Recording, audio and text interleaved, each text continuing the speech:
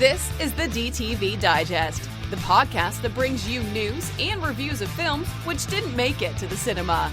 And now, here's your host, Mike Parkin. Hello, everyone, and welcome to the DTV Digest. I'm your host, Mike Parkin, and joining me tonight is Richard Hawes. Hello, everybody. On tonight's show, we've got three films for you. We're kicking off with Bruce Campbell, Devon Sawa, and Michael J. White, no less, in Black Friday. Then we have the first feature film from Blake Ridder called Help, and a bit of Yancy Butler in The Accursed. Our short shot this week is Bushwhacker Blues, and we're going to round off with a bit of Jackie Chan in our DTV throwback, Operation Condor, Armour of God 2. So without further ado, let's crack on.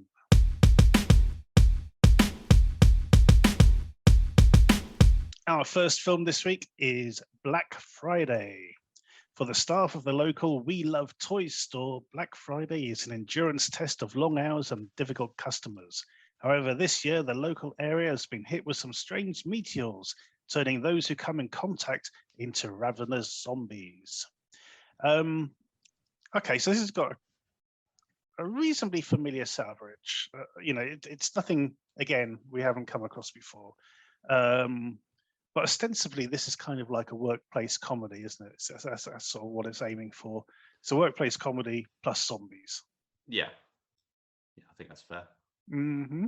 And to that end, we've got Devon Sawa playing this sort of lovable alcoholic character who's trying to be the cool guy on the shift. Then we've got Bruce Campbell, who's the store manager, Michael J. White, who's one of the sort of back room sort of workers, and a couple of others sort of knocking around.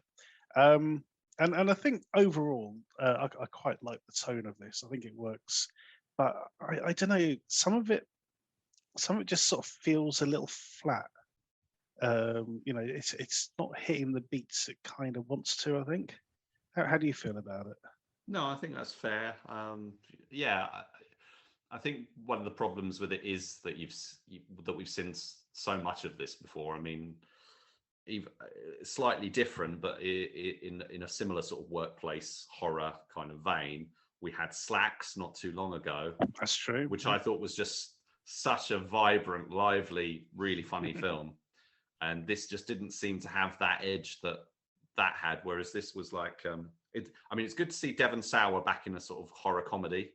I don't recall him doing many of them in recent years. I mean, it was, he started back in Idle Hands when he was a teen or a teen movie star, kind of thing. I don't know if he was a teenager at the time, but it was like a big, Idle Hands. I think that was DTV here, but it was a pretty, well-known, well-respected sort of quite cult favorite.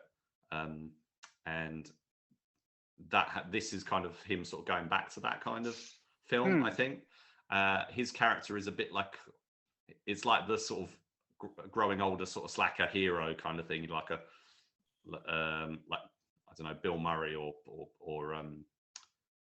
Jeremy Piven or someone might play Sure. These kind of characters. He doesn't have that sort of comedic edge, but he's still very good at playing that role.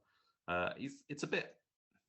Yes, he kind of seems to be, alcoholic or at least drinks a lot, whatever. Yeah, he's a functioning alcoholic, basically. Yeah, there's some stuff going on there, but he seems a reasonable guy, and you quite like him to an extent. I think that's quite. There's, I think Bruce Campbell's one of the interesting ones because he's like the store manager, and he comes out and.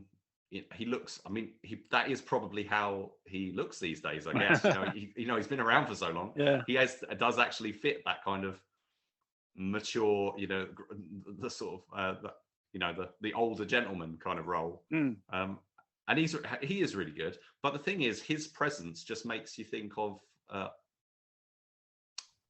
don't know if they did it in much else, but in one of the endings of Army of Darkness. Yeah, it's the Deadites in the hardware store, if I recall correctly. I think it's a hardware store. That's correct. Yeah. The shop that he's working in. So you think of that, You know, you've got that kind of, that's the kind of thing they're going for with this kind of thing. And it's also, the setting makes you think of Dawn of the Dead, you know, both versions. Mm-hmm. It's a zombie movie, but the kind of alien, it's alien stuff turning people into zombies. That is kind of quite, we've seen various versions of that before. I like the practical effects. Robert Kurtzman did the effects. And there's a kind of the Blob kind of feel to it as it gets towards the end, and it sort of becomes this. Well, don't want to spoil it, but there's a bit of the Blob kind of angle to it. So there's lots of bits in there, but they all remind you of other stuff that was better. And I don't think it. Although I like some of the characters and the interplay and the like the manager, for example, is the guy with the glasses and stuff. He's got some got some good lines, but yeah, it just wasn't. It was lacking something. And you've got Michael J. White is really good. Mm-hmm. He gets a reasonably small role as he's kind of like a not janitor, but like a handyman of the store. You know, he's got going around. He's got the tools, and he's got the tool at firing the nail gun and everything. And he's got some cool. They don't lean into his action hero kind of stuff too much, but you can definitely tell that he can handle himself, and he's kind of the toughest guy in the room. Yeah, and that's handled quite well. Yeah, so I quite enjoyed here, and do enjoy Bruce Campbell. But yeah, you kind of want just. It's kind of considering all that. It just it doesn't quite land. I think the thing is, because our sort of ostensible hero is a character called Chris, played by Ryan Lee, and his sort of main sort of tick, as it were, is the fact that he's a germaphobe. You know, I don't think his character worked. No, I exactly. I didn't warm to his character. I didn't really like his character. The idea is, you know, with these sort of films, with any sort of film story, is that your character, you know, he has to have some sort of obstacle to overcome. You know, and his is the fact that he's a germaphobe, and his big moment is where he has to jump into a pile of trash. You know, it's like, yay, you're not so scared of germs anymore. Way, which was it's not really. I mean, you know, he does get sort of a moment later on, but even so, we've also got Ivana Baquero as Marnie, the ostensible sort of love interest of Devon Sawa's character. But you know, there's some sort of hard truths in that as well, which I did actually quite like. You know, his sort of assumptions about things, and her sort of basically giving them a you know, cold shot of water to sort of wake him up a bit. But at the same time, you know, there was some sort of nice sort of human sort of moments in it. You know, the fact that one of the interesting things as well is that Devon Sawa's character, as I said, we find that he's basically a functioning alcoholic, and yet he's got custody of his children.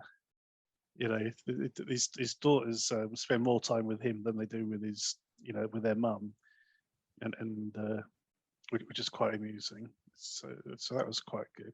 And sort of later on, he gets a text message saying, "Yeah, don't worry, the kids are safe," and sort of, you know, that sort of thing. Which I thought that was a nice little touch as well. Didn't we watch a film recently where Devon Sawa was playing an alcoholic dad, and he got like, I think he got like killed. I don't know. I don't know if it was just one I watched or one we watched. I can't remember, but his name he definitely played a similar role recently. Yeah, but not a likable. You know, in something else recently. He's all over the place. Devon Sawa is so busy at the moment. I mean, he's got that new Bruce Willis movie coming up. And, that's what I saw his name in. I'm sure of it. Yeah. And we liked him in Life on the Line with John. That's Travolta. right. Yeah. I always I think.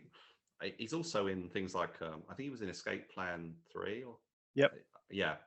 He's turning up all over the place. He's really branched out. I mean, he used to just be, you know, he was doing these teen movies like Final Destination and stuff, but he's got older, he's kind of become more, you know, I don't know, weathered. You know, he's got that kind of been around the block a few times kind of look to him now, and it really suits his. You know, it helps him work into different, much more varied roles. I think these days. I'm pretty sure I saw his name come up in the credits or something else very recently. I can't remember what it was, but he's also a film to look out for is something called Hunter x Hunter. Oh yeah, that's been which looks on the cover as if it's another werewolf movie, but it's not. But it's a very good thriller, very, very slow burn, but it's got a heck of a punch at the end. But yeah, I think that was on like Sky or something recently. I should. If you come across it, I'll definitely recommend it. Yeah. So the director for this one, Rich, done a lot of work with Aerosmith. Yeah, and you have to wonder how he got this particular gig to a certain degree, because it's just not on his. It doesn't seem to be in his sort of wheelhouse at all. Well, he's definitely got a music video and or music documentary kind of background. Indeed. I think he's got. Has he got any other features? Not really. He's produced. So Casey Tabor is the guy we're talking about. But, So, as you say, he's done a few music videos, documentaries. But not horror. A horror comedy is quite left field from what I can tell. Indeed. Yeah. But there you go. Barely Legal. That was his previous film. Well, it's a documentary about medicinal marijuana, by the looks of it. And the writer is Andy Grushkowiak, who doesn't have many credits either. Just a TV series, an episode of a TV series, basically. So newcomers to the horror genre, basically. Indeed, yeah. It just makes you wonder if this was like an elevator pitch